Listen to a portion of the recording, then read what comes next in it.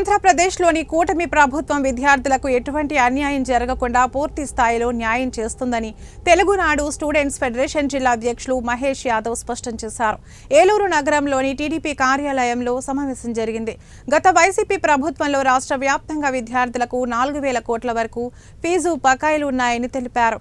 ఇటువంటి అరాచక పాలన నుండి ఆంధ్రప్రదేశ్లో కూటమి ప్రభుత్వం ఏర్పడిన తర్వాత అన్ని రంగాల్లోనూ ప్రజలకు సంక్షేమ ఫలాలు అందించేందుకే కృషి చేస్తుందన్నారు. అదేవిధంగా ఫీజు రియంబర్స్మెంట్ విషయంలో విద్యార్థులందరికీ తగిన న్యాయం జరుగుతుందని ఈ సందర్భంగా మహేష్ యాదవ్ తెలిపారు. రాసేవారు వాళ్ళ ఎగ్జామ్స్ ఆపేయడం జరిగింది, వాళ్ళ లాస్ట్ సర్టిఫికేట్స్ ఇవ్వకపోవడం జరిగింది. దానివల్ల చాలా మంది ఉద్యోగాలు కూడా వెళ్ళలేకపోతున్నారు. ఇవన్నీ జరిగినాయి. ఇది కరెక్ట్ కాకుండా ఇప్పుడు వచ్చి అడిగితే నేను ఏలూరు జిల్లా తెలుగుదేశం పార్టీ విద్యార్థి విభాగం జిల్లా అధ్యక్షుడిగా పనిచేస్తున్నాను.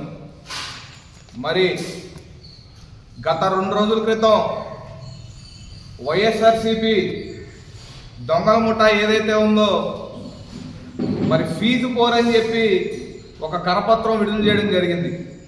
5వ తారీఖున కలెక్టరేట్ల వద్ద మరి ఫీజు పోరని ఒక కార్యక్రమం చేస్తారంట. ముందర